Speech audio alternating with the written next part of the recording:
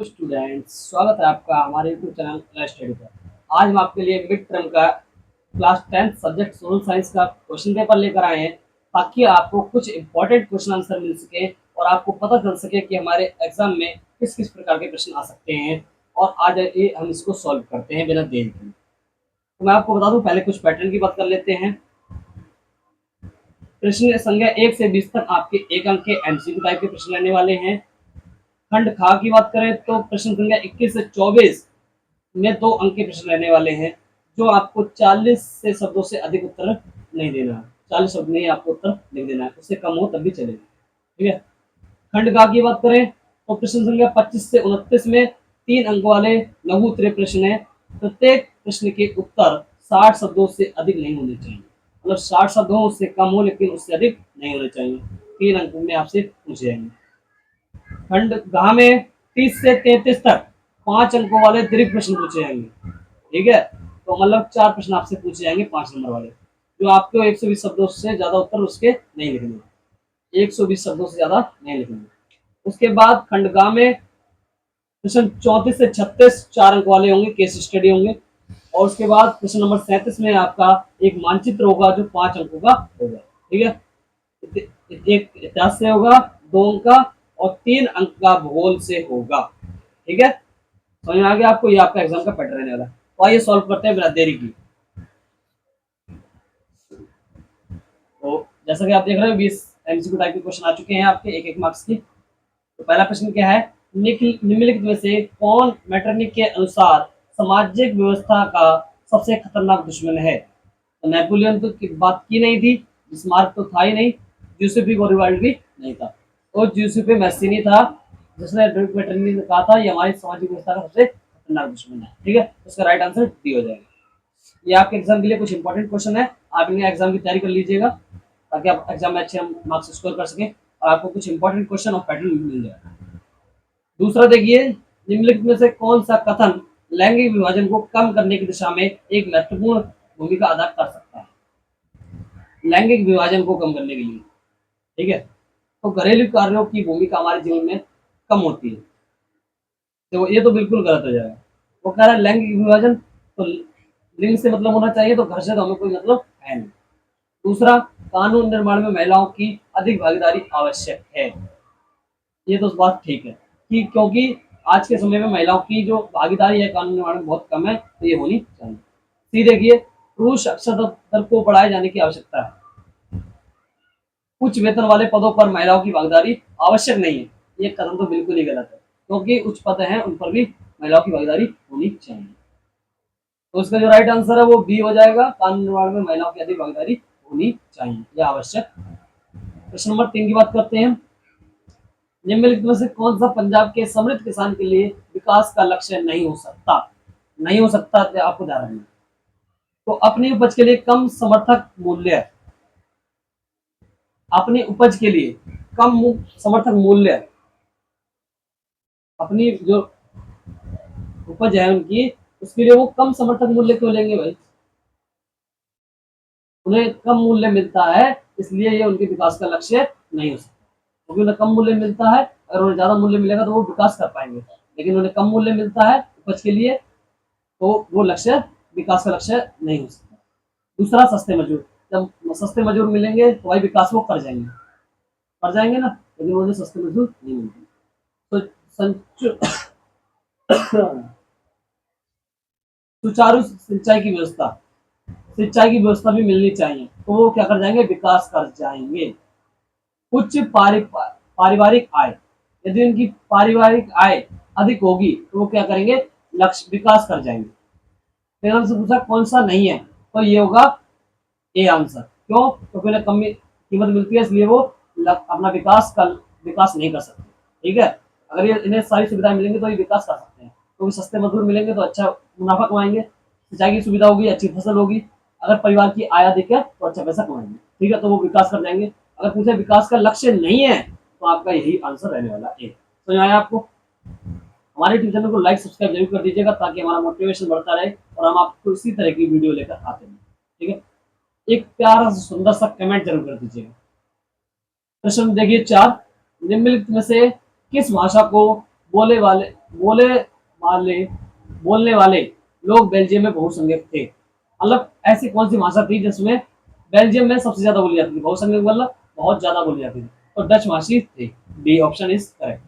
अगर आप English medium के स्टूडेंट्स हो तो आप यहाँ इंग्लिश में भी देख सकते हो, कोई दिक्कत नहीं है। अब हम प्रश्न नंबर 5 की बात कर लेते हैं। क्या लिखा है प्रश्न 5? राजेश की आयु 14 वर्ष है। 14 वर्ष 8 में है। उसका शरीर द्रव्यांश सूचांक मतलब बीएमआई पावर 15.2 है। कितना? 15.2 है। बताइए राजेश किस शरीर शरीर किस शरीर द्रव्यांश सूचकांक को किस श्रेणी में आता है? तो आपको पता है कि भाई 18.5 से कम होगा तो वो अल्पोषित में आएगा, और 25.5 से अधिक होगा तो वो किसमें आएगा? मोटापे में आएगा। तो आपको पता है कि ये कम है 18 से, तो ये किसमें आएगा? अल्पोषित में आ जाएगा। तो राइट आंसर बी हो जाएगा। क्वेश्चन नंबर 6 देखिए, प्रथम पृथ्वी सम्मेलन किस देश में आयोजित हुआ था? तो ब्राजील में हुआ था। तो राइट आंसर ब्राजील हो जाएगा। मैं आपको बता दूं, यहाँ से एक क्वेश्चन इंपॉर्टेंट है जो 3 मार्क्स से आपसे पूछा जा सकता है। रियो डी जेनेरो क्या है? तो वही हुआ था पृथ्वी सम्मेलन ब्राजील में, तो आपके लिए एग्जाम में इंपॉर्टेंट है 3 मार्क्स में। रियो डी जेनेरो क्या है? क्वेश्चन नंबर 7 की बात करते हैं। निम्नलिखित में से किस आविष्कार ने बुनकरों को बड़े करगे चलाना और बड़े अरच के कपड़े बनाने में काफी मदद की थी? तो फ्लाई शटल। तो फ्लाई शटल मशीन थी, तो उसने क्या किया था? जो बुनकर थे उनको करगे चलाना और अरच के कपड़ों बनाने में काफी मदद की थी। तो राइट आंसर इसका सी हो जाएगा। ठीक है। क्वेश्चन नंबर 8 देखिए, दिव्या के राज्य में वन मृदा पाई जाती है। कौन सी मृदा? वन मृदा पाई जाती है। बताइए दिव्या निम्नलिखित में किस राज्य केंद्र शासित प्रदेशों का संभवतः निवासी होगा? तो जम्मू कश्मीर, क्योंकि जम्मू कश्मीर में हमें क्या पाई जाती है? वन मृदा पाई जाती है। ठीक है, तो इसका राइट आंसर ये हो जाएगा। क्वेश्चन नंबर 9 देखिए, सही जोड़े की पहचान कीजिए। तो हमें सही जोड़ा बताना है। आपको पता है राज्य सूची वन, वन के अंदर राज्य सूची नहीं आती है। राज्य सूची व्यापार, ये राइट है। व्यापार के अंदर राज्य सूची आती है, तो इसका राइट आंसर बी हो जाएगा। यदि आप इंग्लिश के स्टूडेंट हो तो आप आंसर चेक कर सकते हो, और ये आपके एग्जाम के लिए इंपॉर्टेंट क्वेश्चन है, ध्यान रख लीजिए।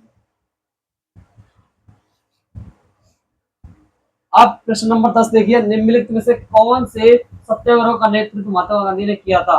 तो आपको पता है महात्मा गांधी ने 3 नेतृत्व किए थे सत्याग्रह के। एक चंपारण में, एक अहमदाबाद में सूती मिल के लिए, और तीसरा खेड़ा। तो बारडोली आंदोलन नहीं किया था महात्मा गांधी ने, तो आपको क्रम से लगाना है। तो उसमें 2 ठीक है, 3 ठीक है और 4 ठीक है।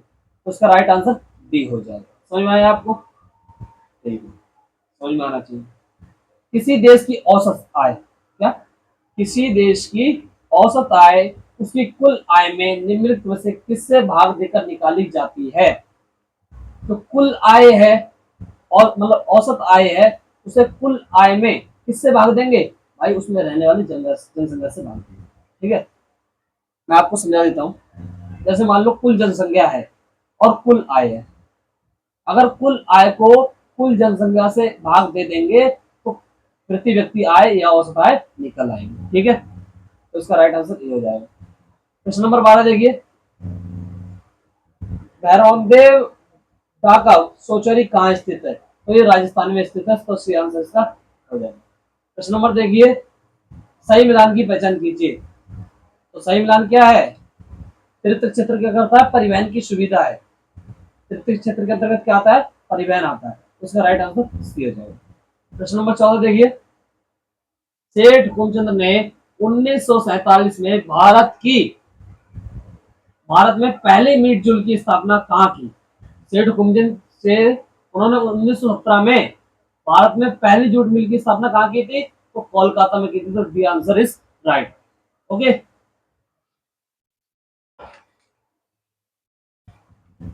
क्वेश्चन नंबर 15 देखिए, एक देश जिसमें उच्च जीवन स्तर, स्वास्थ्य और सुरक्षा के लिहाज से बेहतर माहौल है, उसे देश के रूप में जाना चाहिए।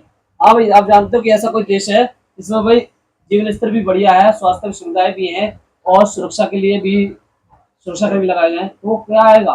विकसित आएगा। क्या आएगा? विकसित। Right answer is C. देखिए, निम्नलिखित घटनाओं में से उनके घटित होने की सही क्रम में के अनुसार व्यवस्थित कीजिए। अब आपको यहाँ एक ट्रिक लगानी है, एक फॉर्मूला लगाना है। क्या लगाना है? जो आपके एग्जाम में जो जो घटनाएं आ जाए उनके आगे पहले उनकी दिनांक लिख लीजिएगा, फिर उन्हें क्रमानुसार लगा दीजिएगा, तो ये आपको आसानी रहेगा। हमें पता है जलियांवाला हत्याकांड 1917 में हुआ था, 13 अप्रैल 1917 को, नहीं सॉरी, 13 अप्रैल 1919 को हुआ था, तो ये सबसे पहला हुआ था। उसके बाद चोरी हत्याकांड हुआ था, क्या हुआ था, चोरी चोरा की घटना हुई थी। तो आपको पता है कि ये चौथा वाला पहले में आ जाएगा और उसके बाद दूसरा ये लग जाएगा, ठीक है। सबसे पहले क्या लगेगा, चौथा लगेगा, उसके बाद पहला लगेगा। तो आप देख सकते हो, यहाँ मिला सकते हो, यहाँ चौथा पहला तो कोई है नहीं, सी ही है, तो ये राइट आंसर हो जाएगा, ठीक है। क्वेश्चन नंबर 17 देखिए।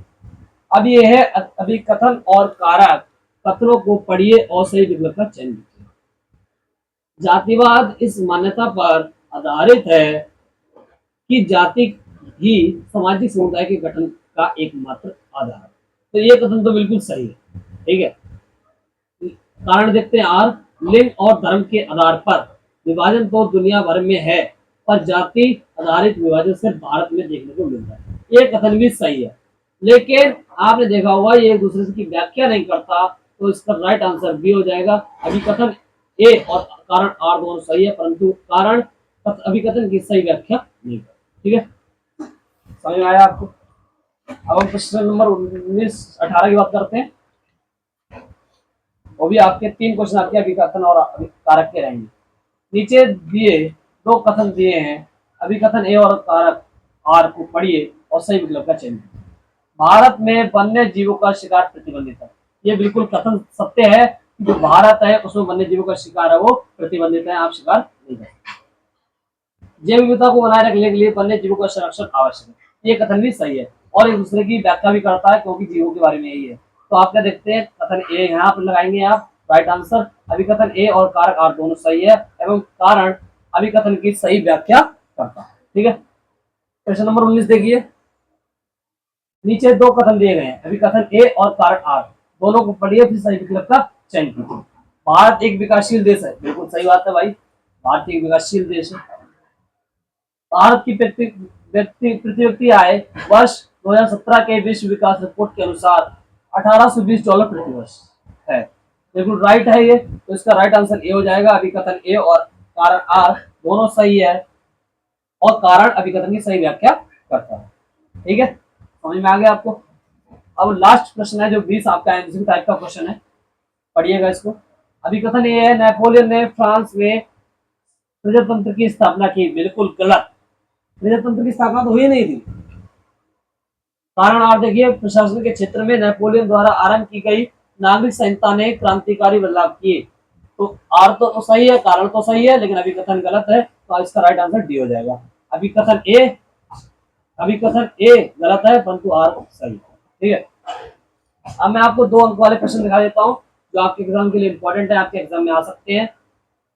तो इन प्रश्नों की प्रैक्टिस कर लीजिएगा, तो कि आपके एग्जाम अच्छे नंबर स्कोर हो सके। हो सकता है यही क्वेश्चन रिपीट हो जाए, ठीक है। तो आपको ये वाले प्रश्न और इनसे संबंधित प्रश्न आपको पता होने चाहिए, ठीक है। इटली के एकीकरण में जोसेफ मेस्सी की भूमिका का वर्णन कीजिए। 3 मार्क्स में आपसे पूछा जा रहा है ये, तो आप देख लीजिएगा, इसको प्रश्न को याद कर लीजिएगा, क्योंकि आपके एग्जाम के लिए ये इंपॉर्टेंट है। रिपीटेड क्वेश्चन है ये, आपका पिछले साल का पेपर है, तो आ सकता है शायद, तो आपको इन प्रश्नों के अभ्यास होना जरूरी है, ठीक है। उसके बाद देखिए 5 अंक में आपसे प्रश्न पूछा गया है, बेल्जियम और श्रीलंका के उदाहरणों के माध्यम से सत्ता में साझेदारी के महत्व का वर्णन कीजिए।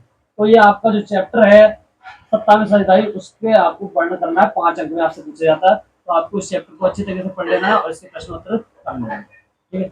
उसके बाद चलो मृदा क्या विशेषता बताओ, तो आपसे 5 नंबर में कोई भी मृदा की विशेषताएं पूछी जा सकती है, चाहे जलोढ़ मृदा हो चाहे काली मृदा हो, तो आपको याद रखना है कि 5 अंक में हमें मृदा याद करनी है, ठीक है। ऐसे ही आंदोलन के शहरों में विस्तार का वर्णन कीजिए, 5 अंक में पूछा जाता है आपसे, तो ध्यान रखिएगा, ऐसे ही आंदोलन आप विस्तार से पढ़ लीजिएगा और एग्जाम में क्वेश्चन आए तो आप अच्छे नंबर स्कोर कर सकते हैं। ये 5 नंबर वाले क्वेश्चन आपको एग्जाम में काफी सहायता करते हैं। उसके बाद देखिए, सविनय अवज्ञा आंदोलन में महिलाओं की भूमिका पर एक संक्षिप्त नोट लिखिए, 5 नंबर में पूछा जाता है ये अथवा में, तो आप ध्यान रखिएगा, इन प्रश्नों को प्रैक्टिस कर लीजिएगा। उसके बाद ये अनुच्छेद है, इसमें आपको कुछ नहीं करना होता, ये अनुच्छेद दिया है, इसको आपको पढ़ना है, उसके बाद इन प्रश्नों का उत्तर आपको देना है। ये बहुत आसान होता है आपके एग्जाम के लिए। ये देखो, ये अनुच्छेद दिया हुआ है, उसके बाद आपसे प्रश्न पूछे गए हैं और आपको उसी में से प्रश्न उत्तर देने हैं, ठीक है। और ये भी देखिए, ये लास्ट आपका पैसेज है और उसके बाद ये आपके प्रश्न उत्तर है।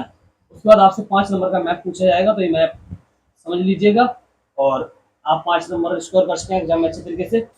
2 मार्क्स का मैप आपका हिस्ट्री का रहेगा, 3 मार्क्स का आपका ज्योग्राफी का रहने वाला है। तो आपको विशेष रूप से ध्यान देना है, ये आपका एग्जाम का पैटर्न और एग्जाम रहने वाला है।